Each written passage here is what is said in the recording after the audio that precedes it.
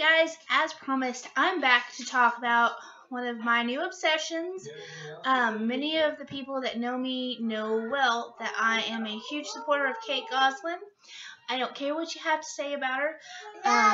She's kind of like my older twin. She is an OCD clean freak who is very passionate about her kids, a disciplinarian, and who loves cooking and healthy food. So do I. That's why on my birthday I drove probably about 30 or 45 minutes to get this from Barnes & Noble. Love is in the Mix by Kate Gosselin.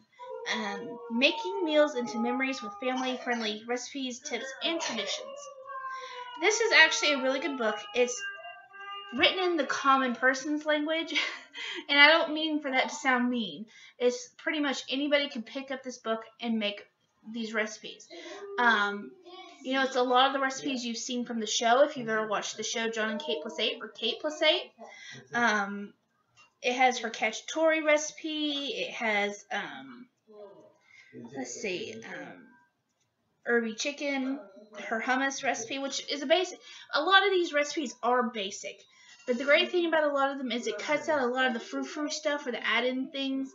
It doesn't have a lot of dairy in it or cheese, which is kind of good for my family because that's where we get a lot of our empty calories. Anybody who knows my family knows we love cheese. But, it's got great pictures of the family. And then, let's see, I'll show you what I got and made for my birthday. I had an all-Kate birthday. See that? It was divine. It is called a Berry Divine Oatmeal Crisp. And like I said, it was divine. Probably way too many calories. I think that would be my only complaint. Is I would love to know how many calories are in these things. We could probably figure them out. A lot of times when I'm trying to do that, I use the MyFitnessPal app. It's free on my Droid. And I think I've seen other apps, and they don't have half of the things on there. It's a well-used app, and a lot of users have already put in, especially if you're going out to eat, that's the app to use is MyFitnessPal. But you see beautiful pictures of the food.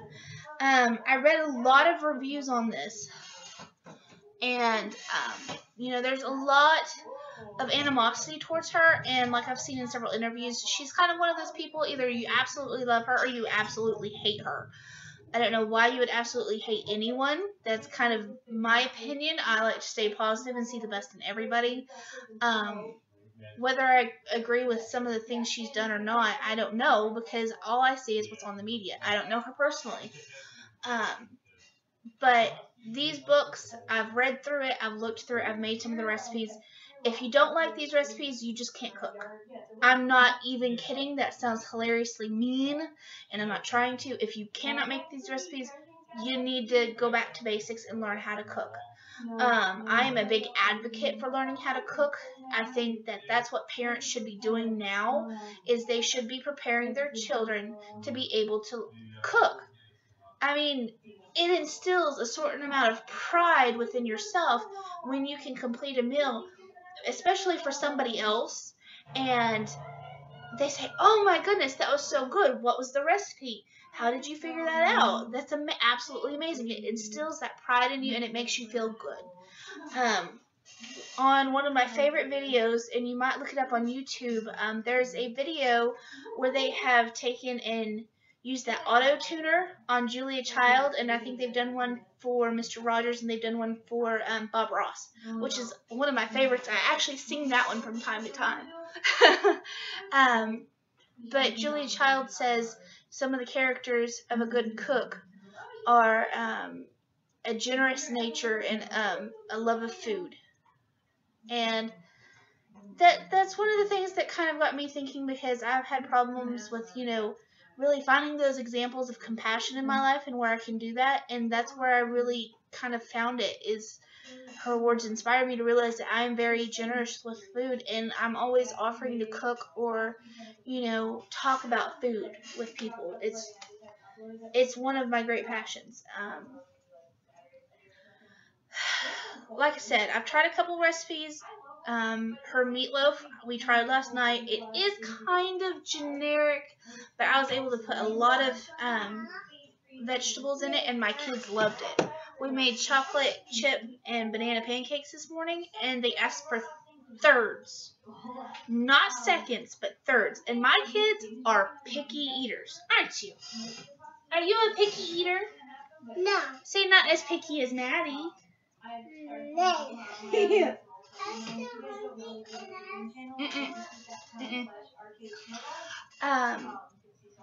But I think I started them off with 2, and then they probably ate 4 or 5 a piece by themselves, and they were like this big. I mean, they weren't tiny pancakes. Can you do that too? Yeah. ABCs. Alright, go watch Snow Dogs. Yeah, go watch Snow Dogs. They absolutely love Gone to the Snow Dogs. If you don't know who they are, you need to look them up on YouTube. They're absolutely amazing. Gone to the Snow Dogs. They have Shelby, Memphis, and Oakley, and they're 3 husky dogs, and you get to see a lot about their lives, and they answer questions from the fans every Fan Friday. It was funny yesterday. I happened to start watching Fan Friday, and I heard Madison playing in her room from way over there. I heard her say, "It's Fan Friday."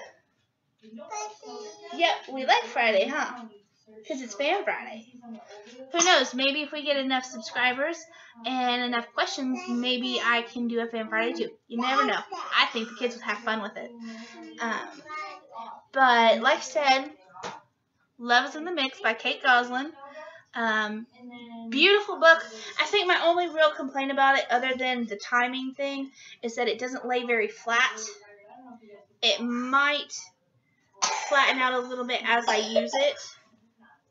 I liked the ringed ones, but I've been that way since I was in school with my notebooks. I hated the notebooks that were kind of like this. You know, I always liked having the ringed notebooks to where they actually could lay flat.